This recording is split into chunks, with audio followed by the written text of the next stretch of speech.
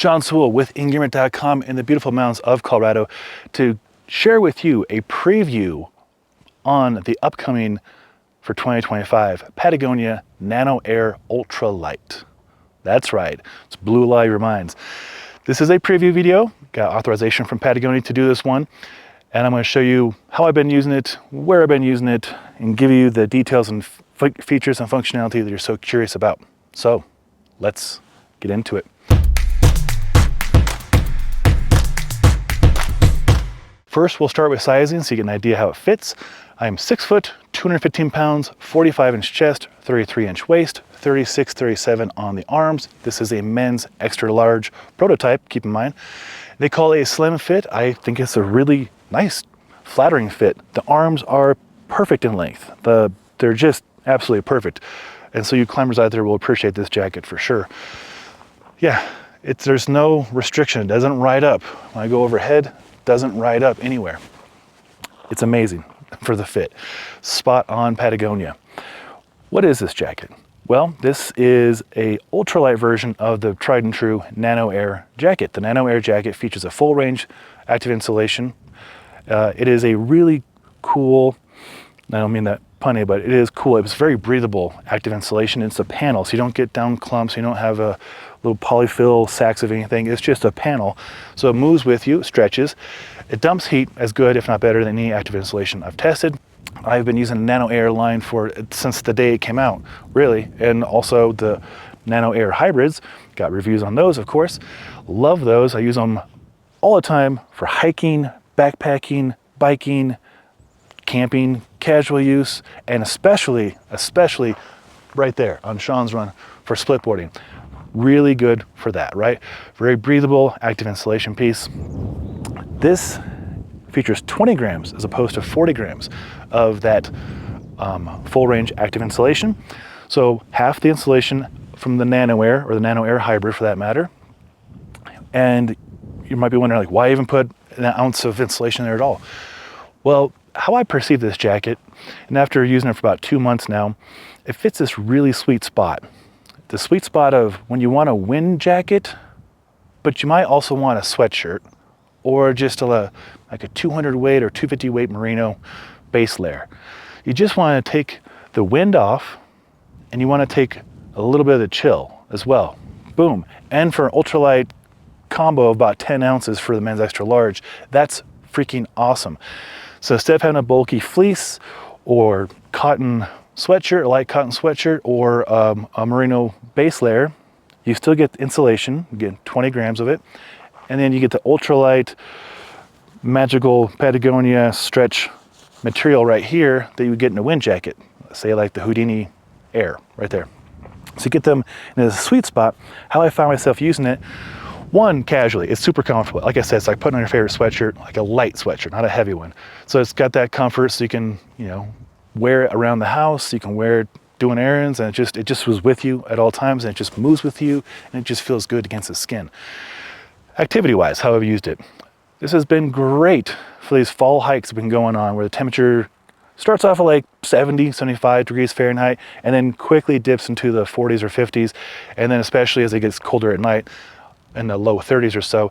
It's not the lowest I've had it at yet. I will definitely be having it much lower, so stay tuned in the full review, which I'll release beginning of 2025, using it through the winter for splitboarding, winter camping, hiking, biking, playing in snow, and all that fun stuff. But in this preview, I'm just gonna go over the features and how I've used it. It's been great for biking too. We're doing a lot of testing on bikes, and some e-bikes we've been testing get up pretty quick, especially coming down trails here. It's been great to take that chill off and block most of the wind. When I say most of the wind, I would not want to call this windproof. They're not marketing as windproof. Wind resistant for sure. You want a little bit, in my opinion, you want a little bit of air permeability to dump that heat you've generated from your activity, running, hiking, biking, backpacking, whatever. It's nice to be able to dump that heat out. So this is that sweet spot again, where I keep going on about how much the Nano Air, and now some other active insulation companies are catching up to it, having that active insulation on you to keep you warm enough to safely recreate in cool weather or cold weather. This would definitely be in the warmer spectrum of that cool to cold weather use. What I love about it is it's so dang simple. There's no hand pockets, so whatever. Some people might complain about that, but there's nothing to get in the way. It's just like a sweatshirt would be, right? You get one chest pocket though. And that chest pocket is not just to put your phone or chapstick or snack in. It's actually dual purpose. You can tell, got the inside loop right there. So this whole jacket will stuff into here, making it great for you climbers, great for hikers, anybody. Put a little clip on it, put it on the side of your kit, good to go.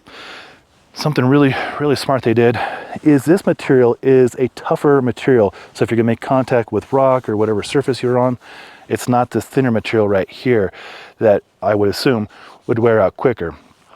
So that right there is awesome. And again, while I have you here, look at the taper and elasticity on the cuff.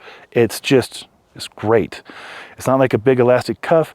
It's not a Velcro, obviously not a Velcro hook and loop closure. It's just a nice system, and it works really well. I found myself doing this when I'm washing dishes at camp, or just want to look like Miami Vice, like I joke about sometimes, but it feels really good against the skin. This is the full zip version, so you get a zipper, you zip this guy up and unzip him. On the inside, there's nothing to it. There's no drop pockets, obviously. It is active insulation that would just add weight and slow down the ability for it to dissipate the heat. It's not translucent material, even though it is ultralight, so that's kind of nice that you can't see through it. And again, you can see there the stretch, right? See that nice mechanical stretch? It's not like soft shell stretch, but it's certainly not like a hard shell stiffness. It's right in the middle. It's just this really sweet spot. In fact, the very first week it came in, I took it to our gym.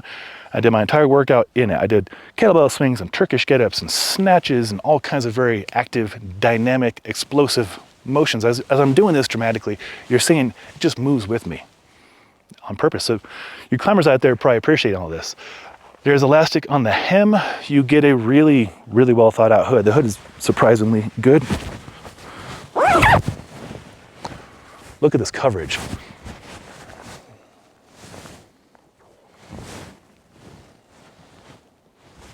I dig it. It's really nice. And it's kind of fun too to give you this teaser preview, because where I'll be using it this winter when I get to do the full-on review is right there. That's what they call Sean's Run. So I take everybody to go backcountry splitboarding and backcountry skiing. And I was up there, well, I was actually at the base of it 2 weeks ago, and you probably saw some of the videos. There was a mother bear and her 2 cubs right there. And I'll put a video so you can see what I'm talking about. That was pretty exciting. I've seen moose up here, I've seen fox, I've seen a badger. Not too sure if it's a honey badger, but it is a badger. All kinds of ground squirrels. I've heard wolves, but I don't know where they are. They're pretty good about staying away from people. All kinds of wildlife up here. But the black bears, that was next level. A ranger came up real quick in his Bronco. Was like, "Do you see the bears?" We got our binoculars out and we're scoping it from afar, and it was cool experience. Back to the Patagonia Nano Air Ultralight. So when it comes out, I think this is a spring 25 release, although I may have heard, and I want to misspeak, that might come out in January. So that's just 3 months away. So I got permission to shoot this preview video from Patagonia this time, so I'm not disturbing anybody. This is Patagonia approved, but I just want to do a preview, show you how it fits, and show you my enthusiasm on this, and see if this might be something for you to save up for at the beginning of next year. If this video was helpful, a thumbs up will be appreciated. I have some more things from Patagonia to share with you.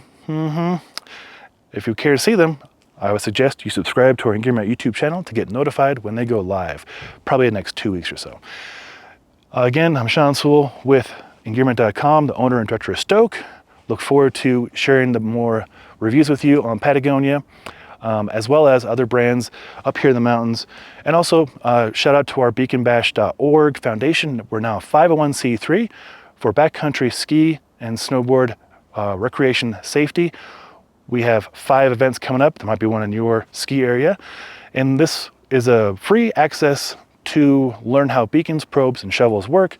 And all the money we raise goes towards your local avalanche information center and your local search and rescue team and the search and rescue dogs. Last year we raised about $10,000. Hoping to do triple that this year. Now that we're a 501c3. So keep that on your calendars. I'll put a link to that below as well. And thanks for your time. Until next time, take care.